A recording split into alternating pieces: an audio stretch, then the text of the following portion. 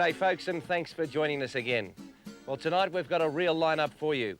We visit South Australia's Port Lincoln and team up with local charter boat skipper Bruce Bennett. And folks, if it ain't the home of snapper, well, I'm not bald. And Steve Starling teams up with his favourite fishing partner, son Tom, at New South Wales's Lake Windamere. Hope you enjoy the show, folks.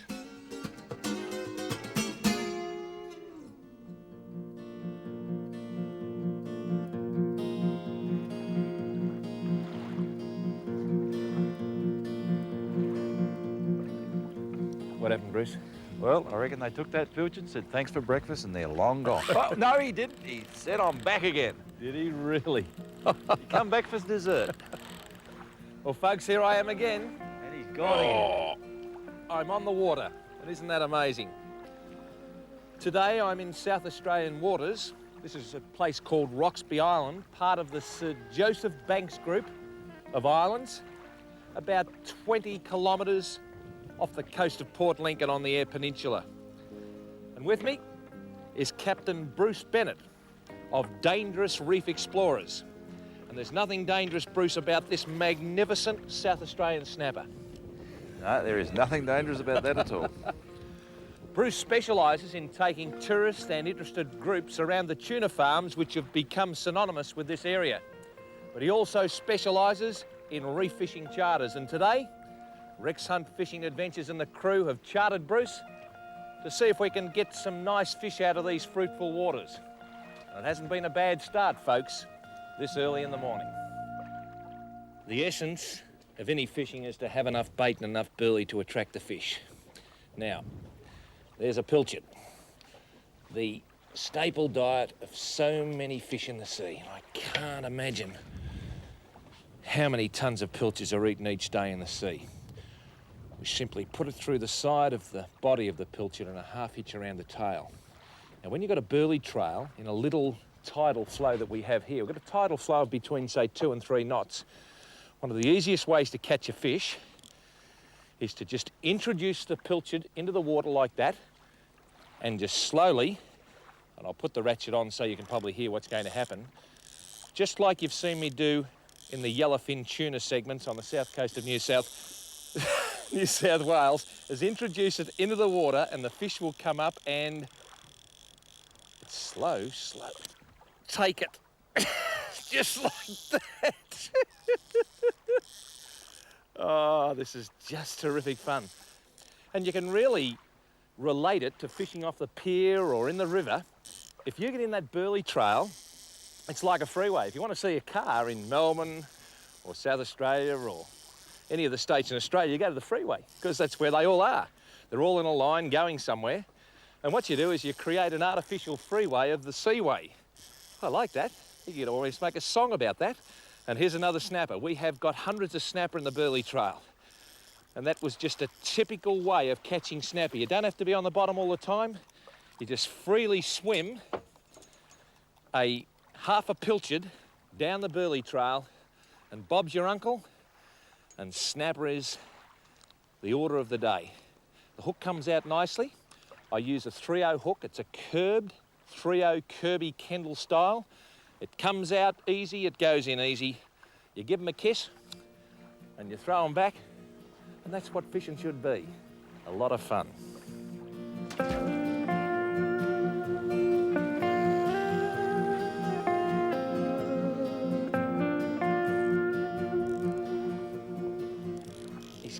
Slow, folks. This is normally not a snapper. He'd be taking it. Perhaps he hasn't felt the weight. We'll see if we can just put some pressure on him by clicking over like that and waiting for the weight on the end of the line. Tap, tap, tap, tap. Oh, this is a little fish. This is a little fish. But oh, these little outfits, they're a lot of fun. And that's what fishing should be, and I got done. Well, how about that? Might just be an opportune time for me to show you the rig. We're fishing reef area. If you have a sinker up here and then a stopper by using a swivel or a match or a ring or something like that, you've got 2 areas that can fall down the crevices of the makeup of the reef. And that means snagged, broken line, lost hooks and sinkers, and valuable time out of the water when the fish are there. So you allow the sinker to run right down on top of the hook, and therefore you've got the whole shooting match just falling down like that. The snapper, snook, whiting or whatever comes along, grabs that, and he swallows the whole lot. And that's probably the best snapper rig in Australia. And all you've got to do is vary the size of the sinker to make sure you get where the fish are. Because you know my feeling, folks, it's no good being where the fish ain't.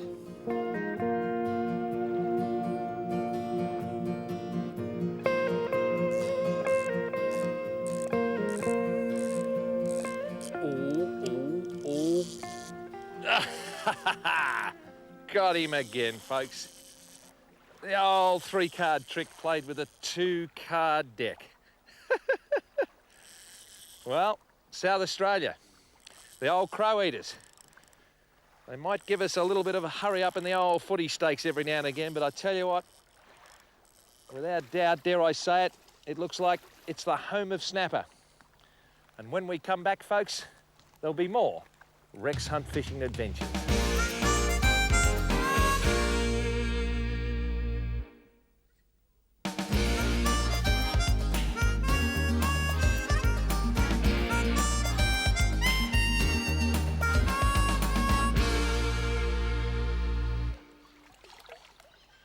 This is Lake Windamere in central western New South Wales, not too far from Mudgee. And I've tied the boat up about 20 or 30 metres out from the bank and in about 3 or 4 or 5 metres of water. There's a dense weed bed inside us and there's a lot of standing timber around here, as you can see, trees that drowned when the lake first filled back in the 1980s. This is great structure for fish. There are a lot of native fish in this lake, Murray cod, golden perch and silver perch. And today we're going to have a go at fishing for them with bait. I'm here with my son Tom. Tom, you enjoy freshwater fishing, what, as much as saltwater? Probably as much. And you like lure fishing, I know, but you enjoy a bit of bait soaking from time to time, don't you? Well, I'm going to show you a few tips today because I know you've fished with a bit of bait before, but we're going to try some different baits today. Now, I know you've used the old earthworm.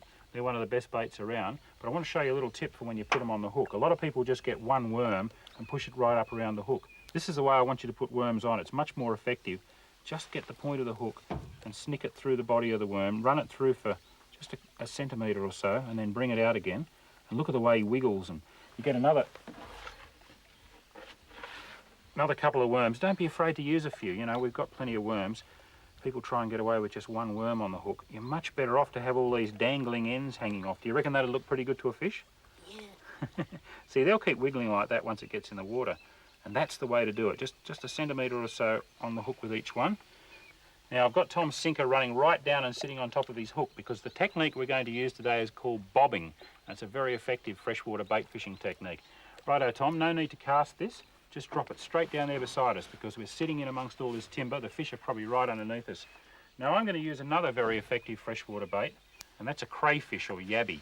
I've caught these out of a local farm dam and I've been keeping them alive just in a damp hessian sack, and they're a fantastic bait, especially for Murray cod, big golden perch and also redfin.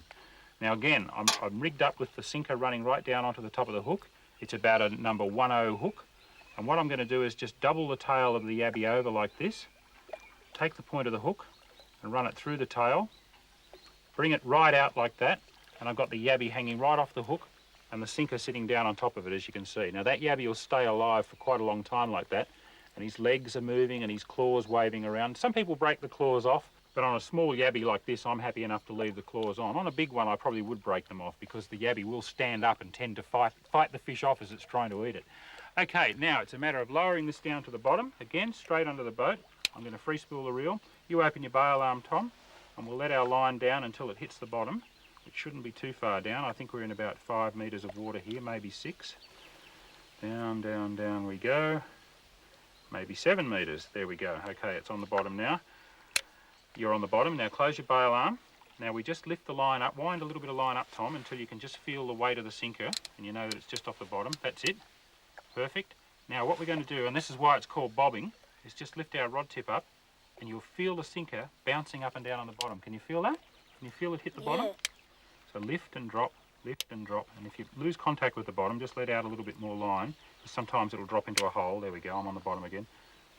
And it goes bonk, bonk, bonk on the bottom, and that's called bobbing. And it's a very good imitation of what a yabby does, but it also works with things like shrimps and worms, and we just keep working the bait like that. Every now and again we can let it sit for a while. Tom, that's a bite. Hit him. You've got him. I'll get out of your way. Just take it easy.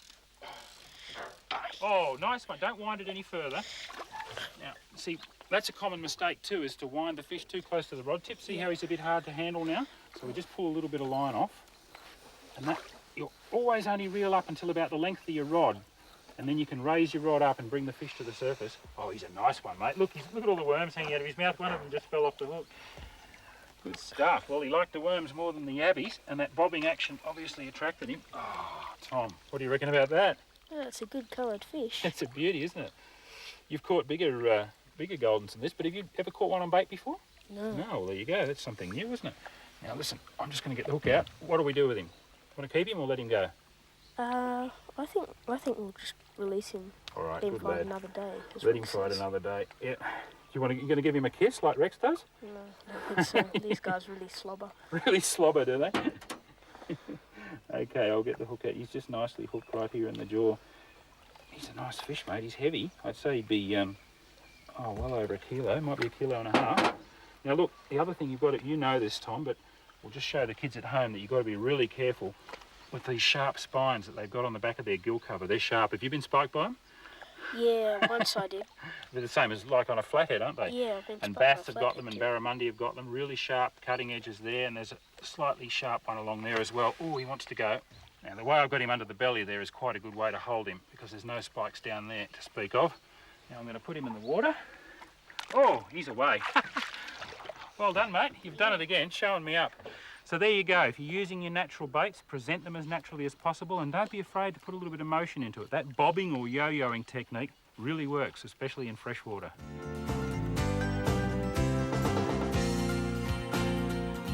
There he goes, Rex.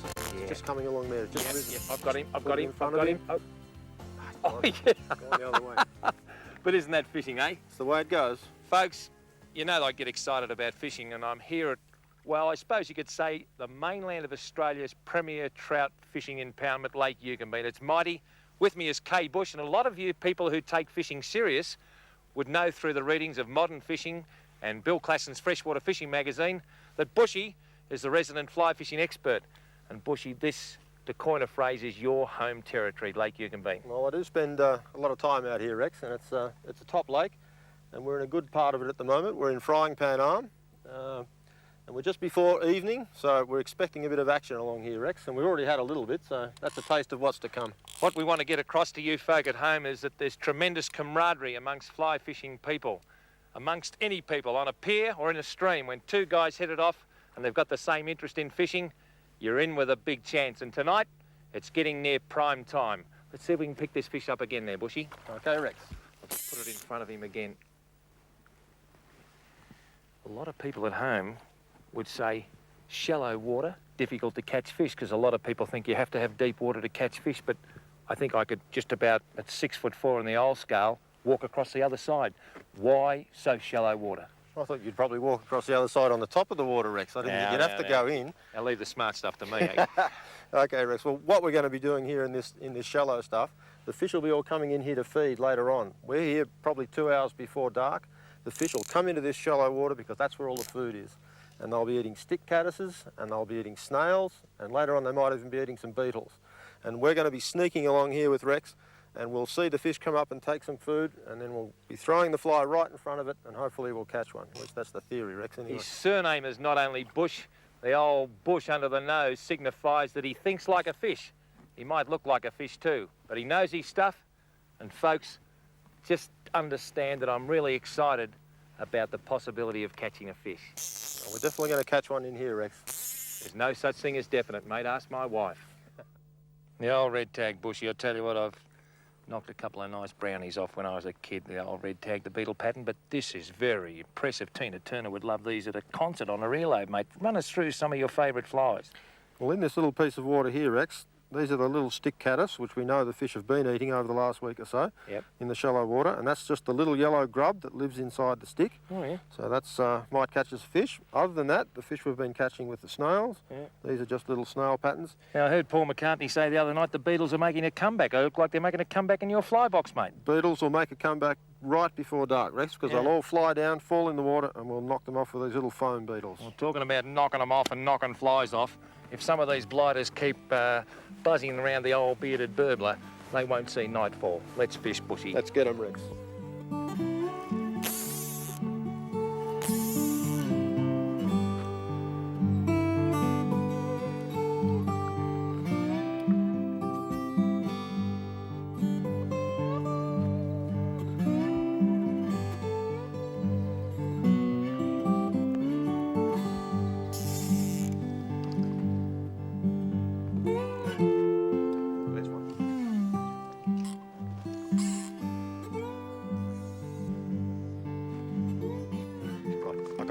I got him, Rex. Oh, you rip snorter, Bushy. Is it a good fish? No, he's a reasonable fish, Rex, yeah. Get rid of some of this loose line on the reel. Now, I know your secret. You know, you were standing on that rock a month ago and it was 3 inches under the water. A bloke came home and told me that you used to play centre half back for Jerusalem. Now I know your secret, mate. This is the secret, Rex. You've been holding out on me. And the only reason you stand on there is to say you're taller than me, is that right? And the only reason I got this fish to bite, Rex, was I promised that you wouldn't kiss it. Well, you know the rules of the game, that I might not always be right, but I'm always the boss.